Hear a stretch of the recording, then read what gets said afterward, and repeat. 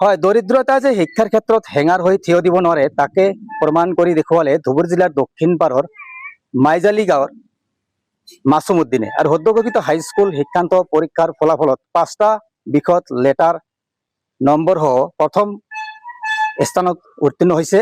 আৰু ইতিমধ্যে মই সেই বাসগৃহত উপস্থিত হৈছোঁ। অতি দৰিদ্ৰ পৰিয়ালৰ এই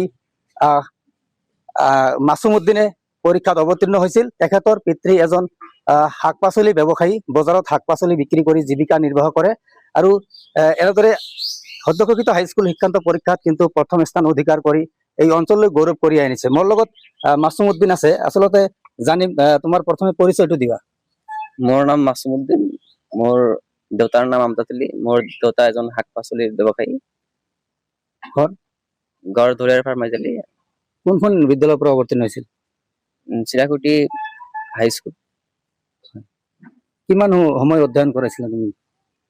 মই যেতিয়া স্কুল খোলা থাকিছিল তেতিয়া 3 পৰা 4 ঘণ্টা সেলফ স্টাডি হৈছিল। আৰু যেতিয়া স্কুল বন্ধ দিছিল পৰীক্ষাৰ আগে আগে তেতিয়া 6-7 ঘণ্টা হৈছিল। মুঠ নম্বৰ কিমান আৰু কিমান শতাংশ? মুঠ নম্বৰ 518, 86.3%। তোমাৰ এই যে সফলতা, এইটো কাক তুমি কি দিবা বেছি? মোৰ শিক্ষাগুৰুসকল আৰু মোৰ মা দেউতা সকল, মোৰ ডাঙৰ বাইদেউসকল, তেওঁলোকে মোক সহায় কৰিছিল বহুত বেছি। তোমাৰ ডাঙৰ মোবাইল আছিলে নেকি? ডাঙৰ মোবাইল নাছিল, দেউতাকৰ আছিল। সেইটোৰ পৰা হৰ্ছে ব্যৱহাৰ কৰিছিলো। বাগানত ইউটিউবৰ পৰা কৰিব লগা হৈছিল। ইউটিউবৰ পৰা চাইছিলো দেউতাৰ মোবাইলটো লৈ। ভৱিষ্যত কি হোৱাৰ সপোন? ভৱিষ্যতত এজন ভাল মানুহ হ'ম। কি ডক্টৰ, ইঞ্জিনিয়াৰ বা এনেকুৱা? ডক্টৰ হোৱাৰ ইচ্ছা আছে। আপুনি কি কৰে এনে ঘৰত? সবজিৰ দোকান কৰি আমি। বজাৰে বজাৰে বাজাৰে মানে এইখিনি দি পৰিয়াল চলে? আমাৰ এই সবজিৰ দোকানে সব পৰিবাৰ চলে।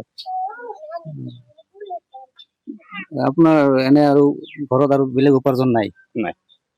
আপোনাৰ কেইজন ল'ৰা ছোৱালী? একটা লড়া 4টা ছোৱালী। আৰু এই বাকী বিলাকৰ কেনেকুৱা ফলাফল হৈছিল আগত? আগৰ খুব ভালো হয়েছিল। বড় বেটিৰ খুব ভালো হয়েছিল, ছোট বেটিৰও খুব ভালো হয়েছিল। এতিয়া আপোনাৰ ল'ৰাই কৈছে মই চিকিৎসক হ'ম, ডক্টৰ হ'ম, কি ক'ব? ভালো, আমি আৰো একবাৰে লই যাও, এইখিনি আশা কৰিছিল। আশা কৰছি।